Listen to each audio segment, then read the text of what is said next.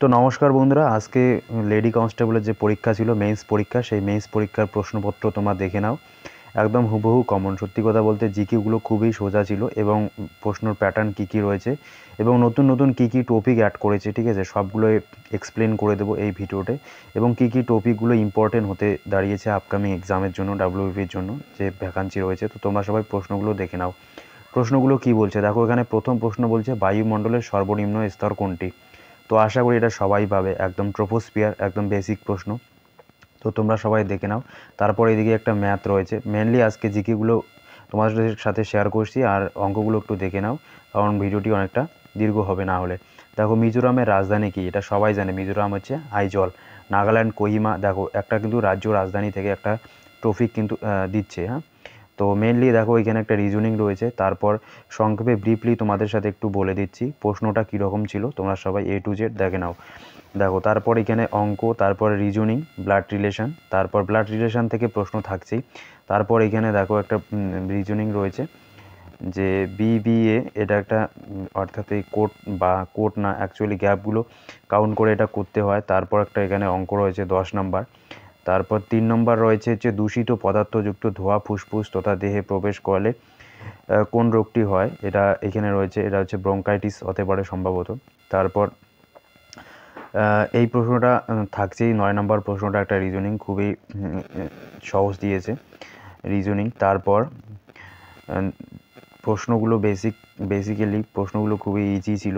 তারপর হচ্ছে সোমপ্রকাশ পত্রিকাটির সম্পাদককে, এটা হচ্ছে সোমপ্রকাশ পত্রিকাটির সম্পাদক হচ্ছে ঈশ্বরচন্দ্র বিদ্যাসাগর। তো এখানে দেখতেই পাচ্ছ। তারপর মেনলি যেটা রয়েছে 13 নাম্বার, এটা ইংরেজি রয়েছে। তারপর হচ্ছে 16 নাম্বার।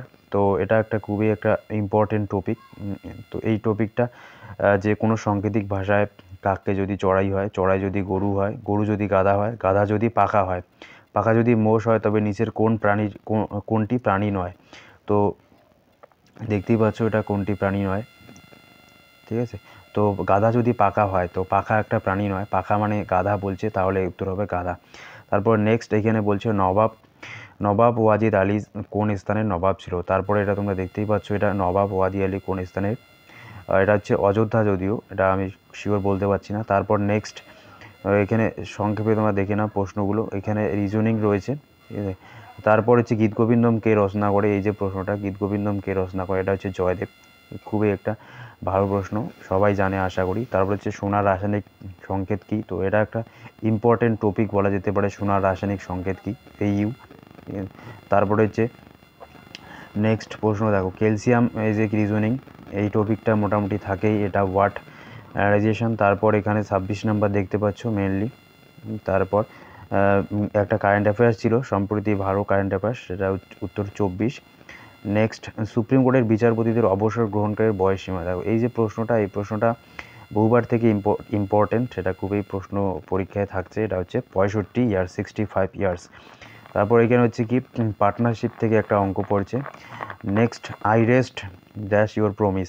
তো I rest fill in the blanks, এখানে অ্যাপ্রোপ্রিয়েট প্রিপারেশন বলে দিয়েছে যে I rest to on with না আপন। যে CGS পদ্ধতিতে তাপের একক কি, এটা সম্ভবত জুল, না হলে ক্যালোরি হবে। তারপর নেক্সট দেখতেই পাচ্ছ হচ্ছে 31 নাম্বার ইংরেজি। তারপর 36। তো ইমিডিয়েটলি প্রশ্নটা তোমাদের সাথে শেয়ার, পরপর দুটি। তারপর এদিকে বাতাসে জলীয় বাষ্পের পরিমাণ কোন মানে বায়ুর আর্দ্রতা এক কথায় বলতে গেলে সেটা হচ্ছে হাইগ্রোমিটার। 40 নম্বর প্রশ্নটা। নেক্সট,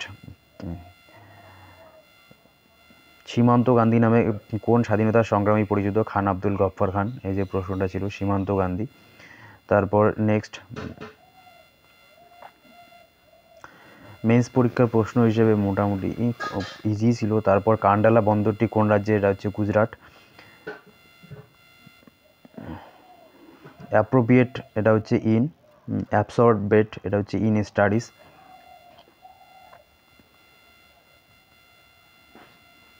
তারপর 53 প্রশ্নগুলো একটু দেখে নাও। এখানে একটা ভেনচিত্র থেকে রিজনিং রয়েছে, গায়ক, সঙ্গীতকার ও ডাক্তারের মধ্যে।